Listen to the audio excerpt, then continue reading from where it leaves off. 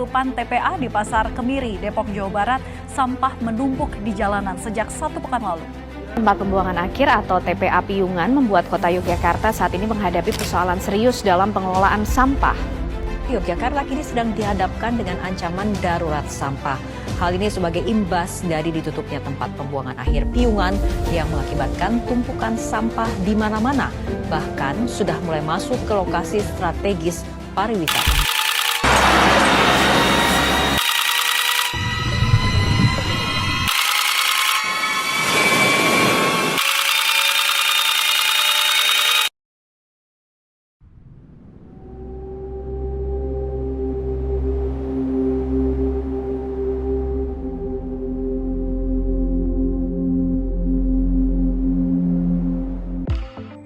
Indonesia tengah menghadapi krisis serius dalam pengelolaan sampah yang dikenal sebagai Indonesia Darurat Sampah.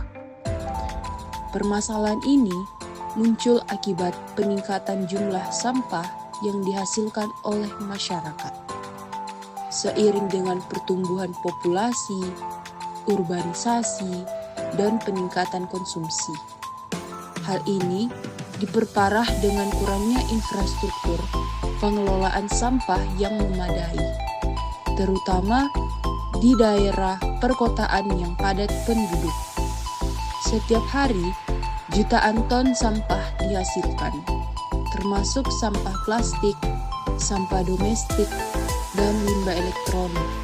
Sampah-sampah ini seringkali tidak dikelola dengan baik dan berakhir di tempat pembuangan akhir atau TPA yang sudah melebihi kapasitas. Kondisi TPA yang tidak memadai mengakibatkan sampah menumpuk dan mencemari lingkungan sekitar, menciptakan masalah pencemaran udara, air, dan tanah. Masalah ini terjadi karena adanya kesenjangan antara produksi sampah dan kemampuan pengelolaannya. Penyebabnya melibatkan beberapa faktor utama, seperti kebiasaan masyarakat yang masih sering membuang sampah sembarangan, kurangnya edukasi tentang pentingnya pemilahan sampah, dan kebijakan yang belum sepenuhnya diterapkan secara efektif. Beberapa kebijakan yang telah diambil untuk mengatasi masalah sampah antara lain Gerakan Indonesia Bersih.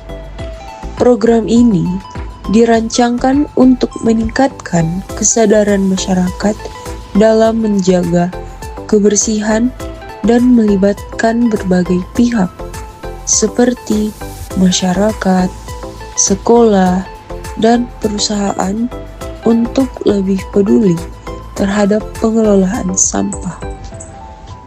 Pengurangan sampah plastik. Pemerintah daerah di beberapa wilayah telah memberlakukan larangan penggunaan kantong plastik sekali pakai di pusat perbelanjaan dan toko-toko retail. Bank sampah mulai diperkenalkan di beberapa daerah sebagai solusi pengelolaan sampah berbasis masyarakat, di mana warga dapat menukarkan sampah yang dapat didaur ulang dengan nilai ekonomi. Program 3R, Reduce, Reuse, Recycle.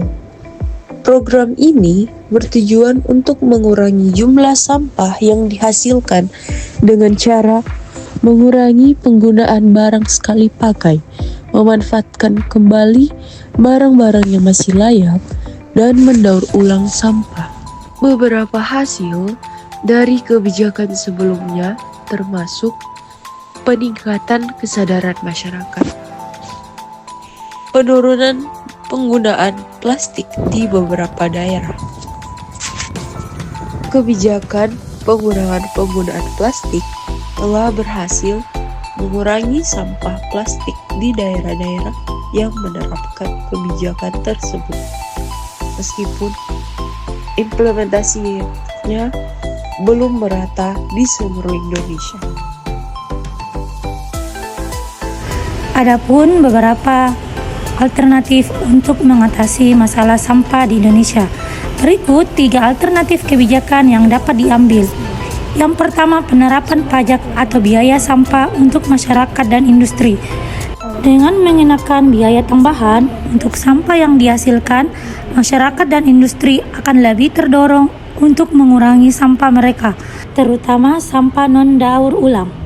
Yang kedua, pengembangan infrastruktur daur ulang di tingkat lokal. Dengan membangun infrastruktur yang lebih memadai di tingkat kelurahan atau desa untuk pengelolaan dan daur ulang sampah dapat mengurangi volume sampah yang berakhir di TPA.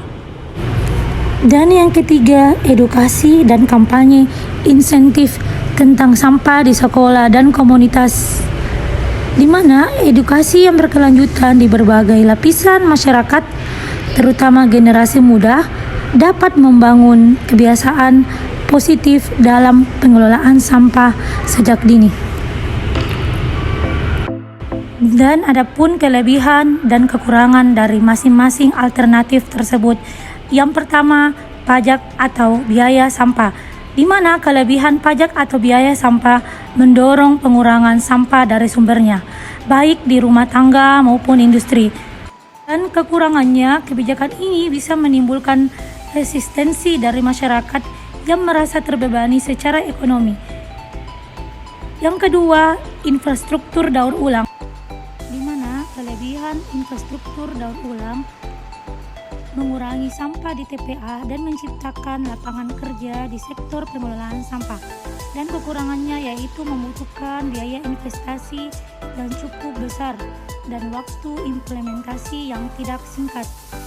Dan yang ketiga, edukasi dan kampanye, di mana kelebihan edukasi dan kampanye dapat membangun budaya pengelolaan sampah yang baik di masyarakat dalam jangka panjang.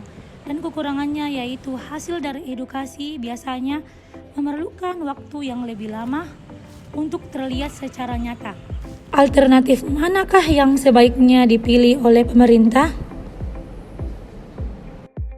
Alternatif yang sebaiknya dipilih oleh pemerintah adalah kombinasi antara pengembangan daur ulang dan edukasi insentif.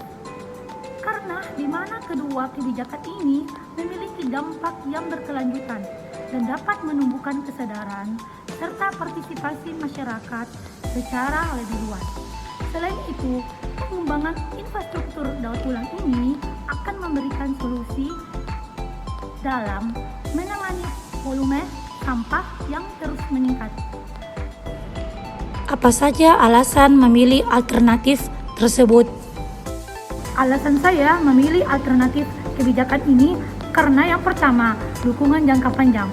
Infrastruktur daur ulang yang dibangun dengan baik akan memberikan solusi jangka panjang dan berkelanjutan dalam pengelolaan sampah.